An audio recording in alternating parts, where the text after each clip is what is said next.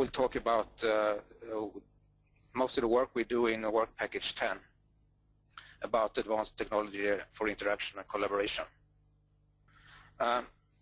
So we have divided Work Package 10 into 3 tasks.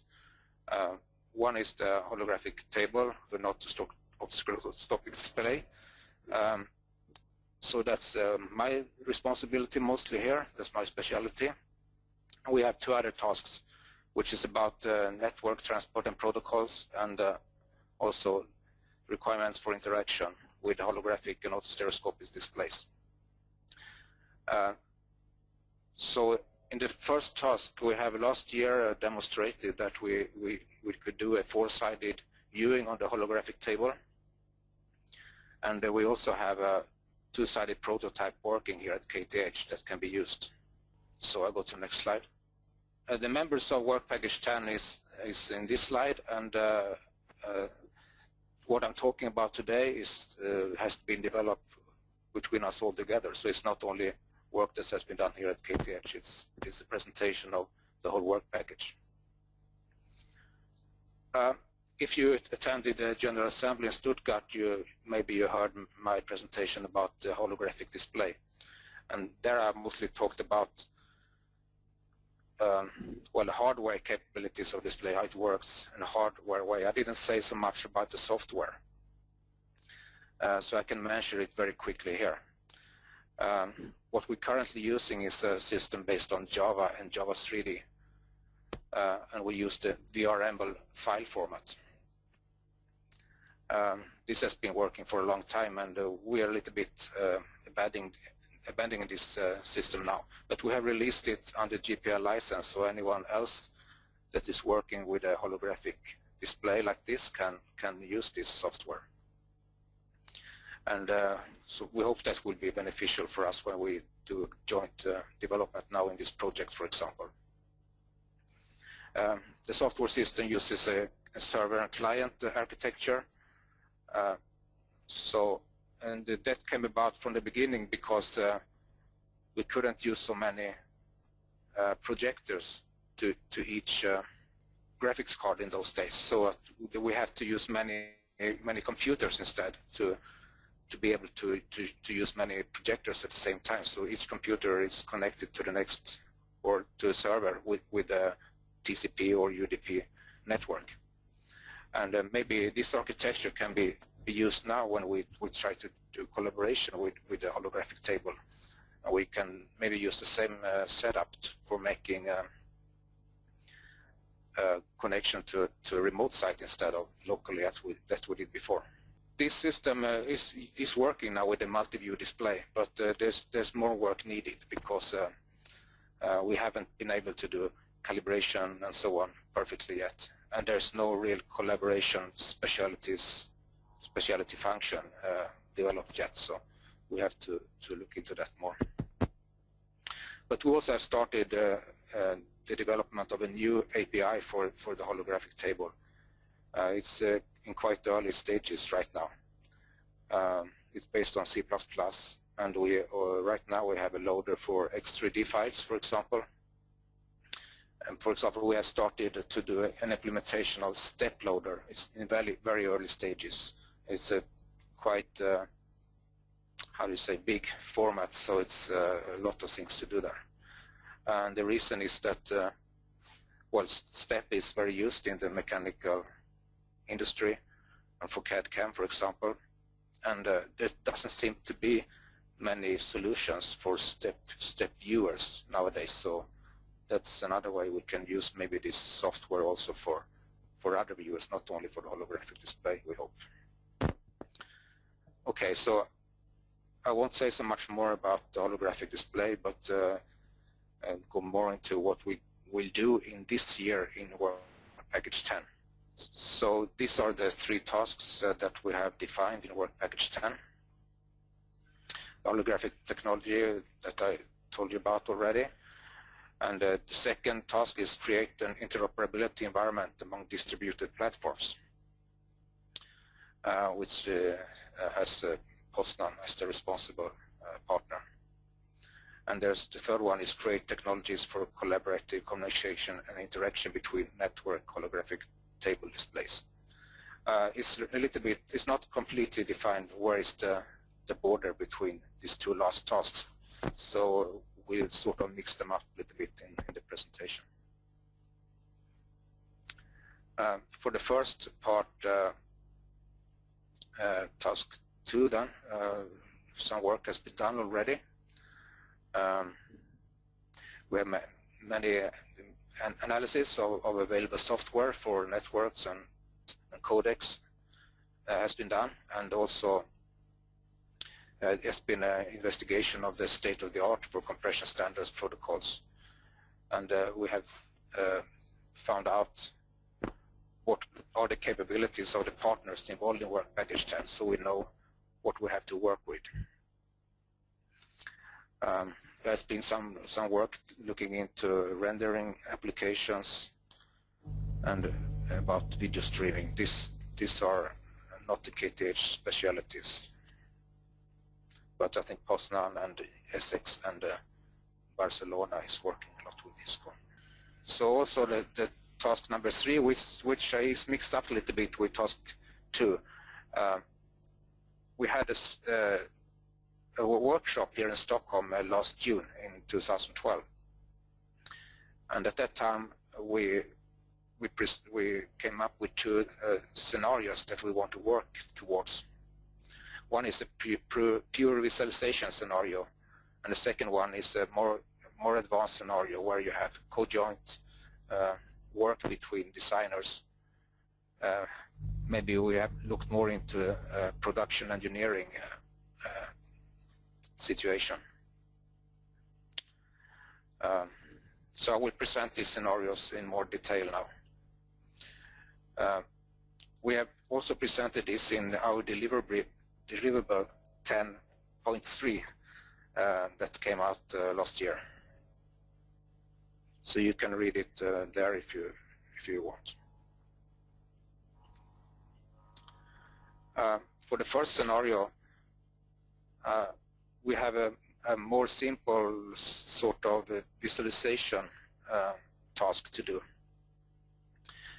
We have a group of people that is not located in the same place, but they want to see some model or something in all these places. So that these people can be designers or media departments. In a production engineering situation, it could be processing planners and tool designers, for example. So there are some requirements if we want to do this in a good way.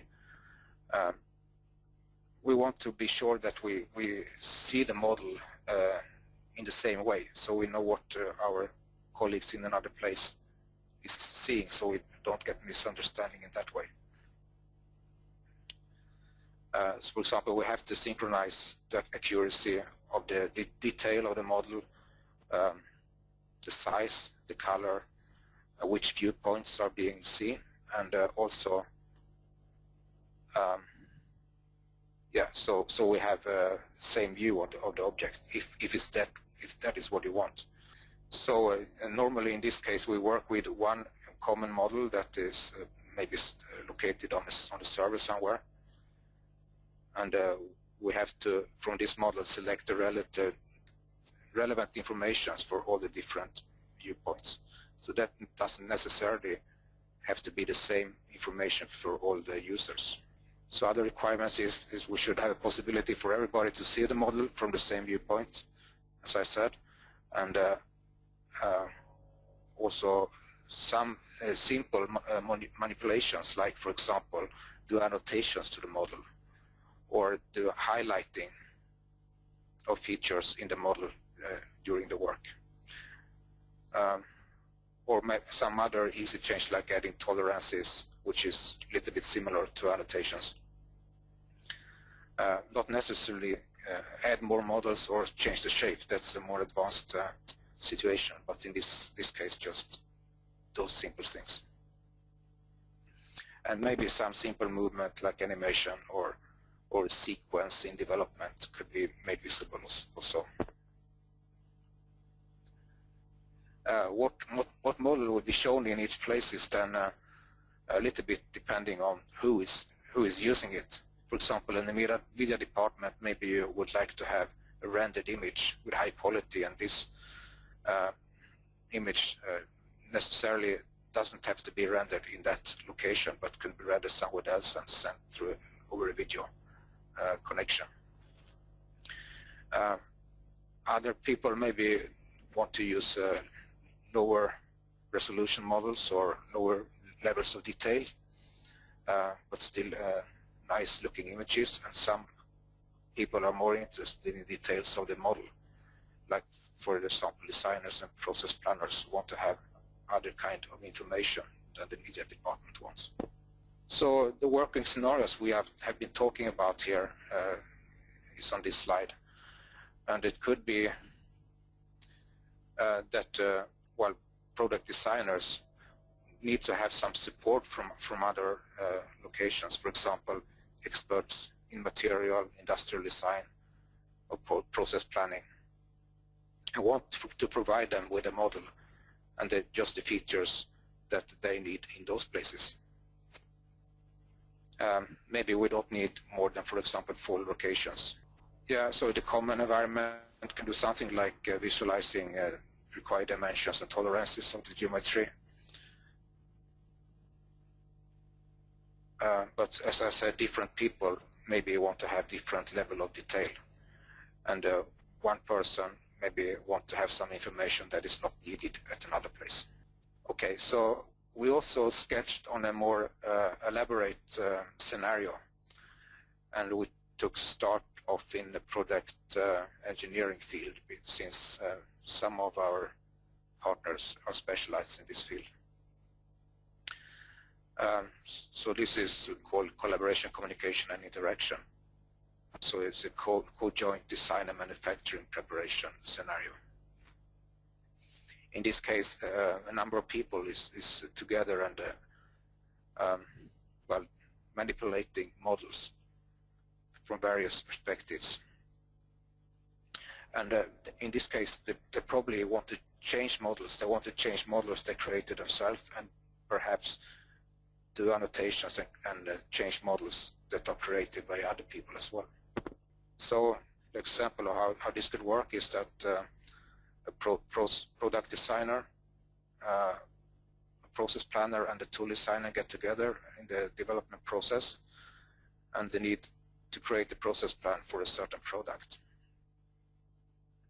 So they contributing different things to the meeting. Some is contributing the part models, another is a plan for the process or the machine tool models. I mean, the machines that are making the product need to be specified as well. And maybe the tool is providing models of the tool, and they need to be put together. So some of the requirements are the same as for scenario 1. We need to visualize in basically the same way. But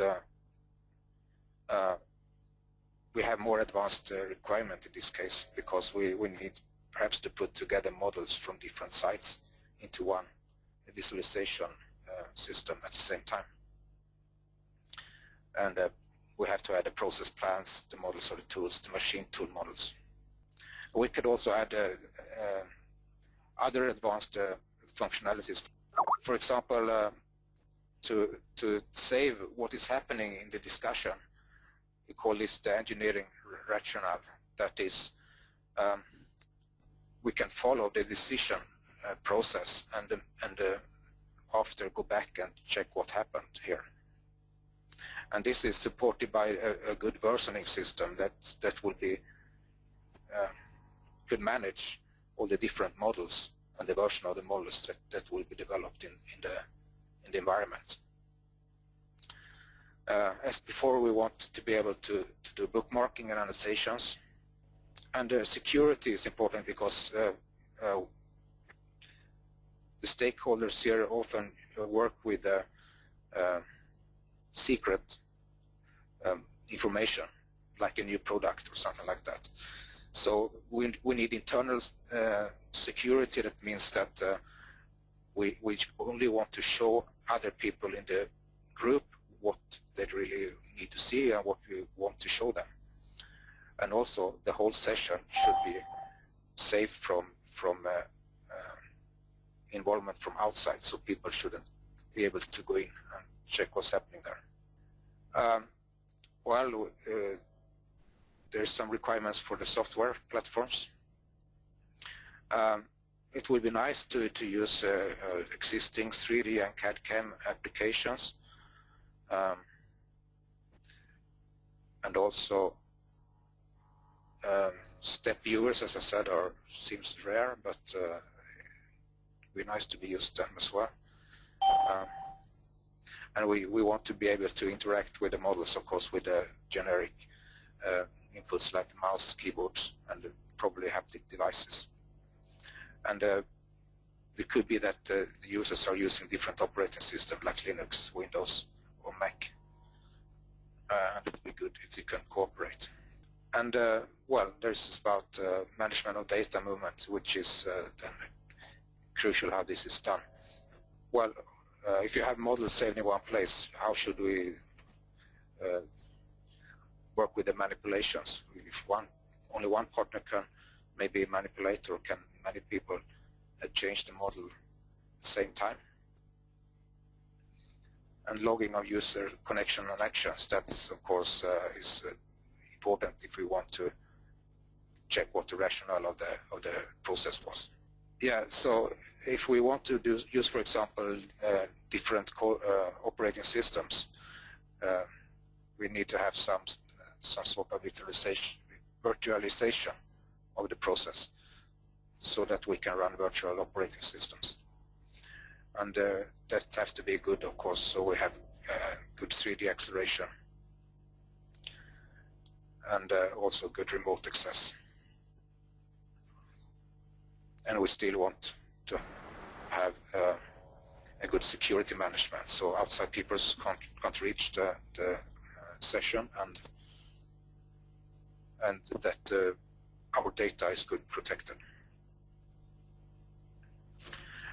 File format seems to be a little bit of a problem. We want a lot of things from the file system. It should be independent from the object or the process, generic enough and accepted, so it's well used, flexible, and dynamic, so it can be we can change the model. It doesn't seem like we have such a file system that is working and well accepted right now. We have considered that the step format is probably the best candidate.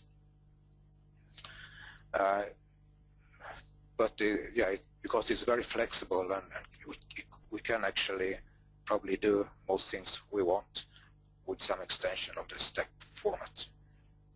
I'm not so much expert in that field, but this is a standard format that is used a lot in the production engineering industry. Okay, finally there's some pictures that of course these two scenarios shouldn't be completely separated, but we need to integrate them with each other somehow. And if I talk from the holographic table point of view, it seems a little bit optimistic to be able to implement everything I have been talking about within the Visionary project, because we don't have resources enough for that, but I would be very happy if we could, well, get something working within this year at least. Yeah, so the goal of Work Package 10 is to provide tools to amplify human ability and capability.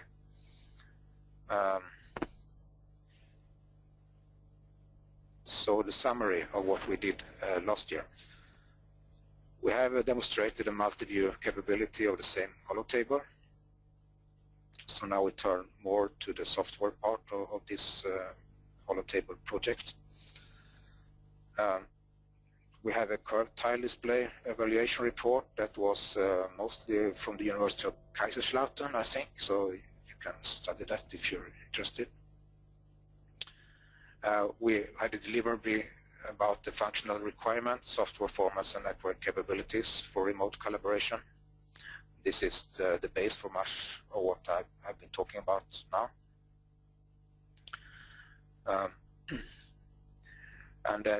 This is the base for the work we will do this year and in the future in this field.